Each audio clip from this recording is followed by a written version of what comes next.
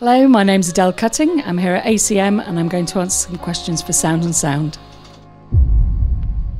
We won a BAFTA for Theme Park World. It was quite a long time ago now. I was part of a team. It wasn't just me personally. It was quite early on in my career, and there was a lot of sound recording, and one of the things I had to do is go around recording roller coasters.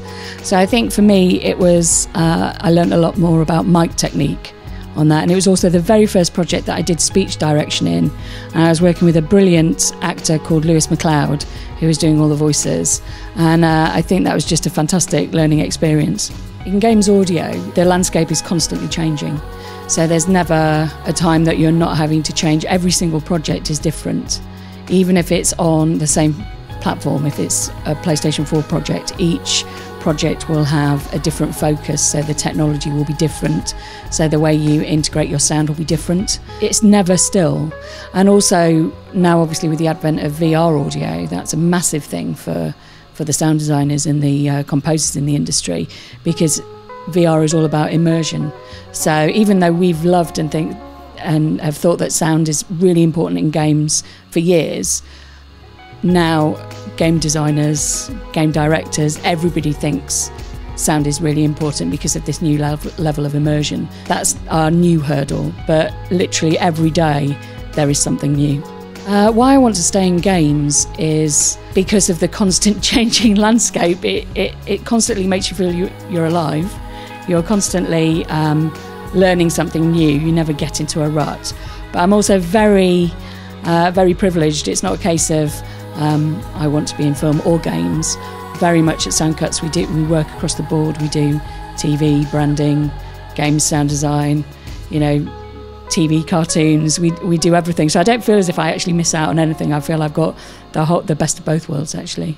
My favourite bit of sound design, that's a hard question to answer, because there's lots of things that I've done that I've really enjoyed doing. Like I did a short cartoon, and one of the characters was sort of like lived in a swamp and was all squidgy, and that was pasta.